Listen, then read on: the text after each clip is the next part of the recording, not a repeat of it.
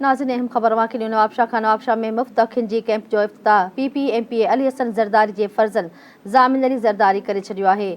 अॻूणे सदर पाकिस्तान आसिफ अली ज़रदारी जे हिदायतुनि ते कैंप लॻाई वेंदी आहे। हर साल बालुवजा कुबा में अखियुनि जी मुफ़्त मेडिकल कैंप लॻाई वेंदी आहे। ये अहम ख़बर के ॾियूं पिया। अखियुनि जी मुफ़्त कैंप में 12, 13 ऐं 14 जनवरी ताईं जारी रहंदी, जॾहिं त नवाबशाह समेत सॼी सिंध मां पोहरत तबिको पंहिंजो इलाज कराइण ईंदो आहे। नवाबशाह में वाक़िया अॻु कई पिया। नवाबशाह में मुफ़्त अखियुनि जी कैंप जो इफ्तिताह PPMPA अली हसन ज़रदारी जे फर्ज़न ज़ामिन अली ज़रदारी करे छॾियो आहे। वाक़िया अॻु कई पिया। हर साल बालुवजा कुबा में अखियुनि जी मुफ़्त मेडिकल कैंप लॻाई वेंदी आहे। अखियुनि जी मुफ़्त कैंप में 12, 13 ऐं 14 जनवरी ताईं जारी रहंदी आहे।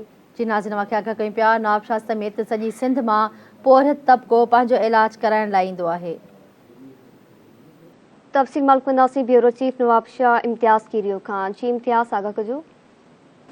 बिल्कुल ईअं ई आहे। तव्हांखे ॿुधायूं त हर साल जीअं हिन साल बि अॻूणे सदर ऐं को चेयरमैन पीपल्स पार्टी जनाब आसिफ अली ज़रदारी जे हुकुम तहत हिते बालुजा कुबा जेकी दरगाह आहे हिते मेडिकल अखियुनि जी कैंप लॻाई वई आहे। हीअ मुफ़्त मेडिकल कैंप आहे, हर साल लॻंदी आहे ऐं हिन में जेके आहिनि न सिर्फ़ु ज़िले शहीद बेनज़ीराबाद जा जेके पोहरत मज़दूर हितां जा मरीज़ जेके आहिनि हिते पंहिंजो इलाज कराईंदा आहिनि, अखियुनि जो ऑपरेशन कराईंदा आहिनि, पर आसपास जा जेके ज़िला आहिनि उतां बि हिते हज़ारनि जी तइदाद में ईंदा आहिनि ऐं हर साल पंहिंजो ऑपरेशन कराईंदा आहिनि। ऐं इन खां अलावा जेको पीपुल्स डॉक्टर फोरम आहे उन पारां बि हिन में अखियुनि जी कैंप ते मुख़्तलिफ़ स्टॉल लॻाया विया आहिनि, जिते स्टोर बि आहिनि, मुफ़्त दवाऊं मिली रहियूं आहिनि।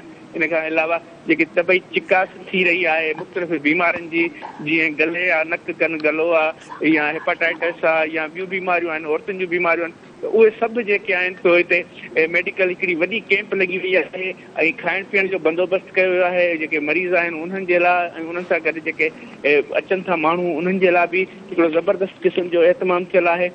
कुझु ई देरि पहिरियां MP हाजी अली हसन ज़रदारी जे फर्ज़न ज़ामिन अली ज़रदारी इन कैंप जो अखियुनि जी मेडिकल कैंप जेकी आहे इन जो दुआ घुरी इफ़्तिताह कयो ऐं जेके मुख़्तलिफ़ स्टॉल हुया, जंहिंमें थैलेसमिया जो स्टॉल हो या मेडिकल जा जेके ॿिया स्टॉल हुया उन्हनि जो दौरो कयो ऐं उन मौक़े ते उन्हनि ॿुधायो त हीअ जेकी कैंप आहे सदर पाकिस्तान अॻूणे सदर आसिफ अली ज़रदारी जे हुकुम तहत हर साल लॻंदी आहे ऐं हीअ टीं कैंप आहे हर सालानी जेकी लॻी वई आहे ऐं हिननि चयो त हीअ जेकी आहे 3 ॾींहं हलंदी।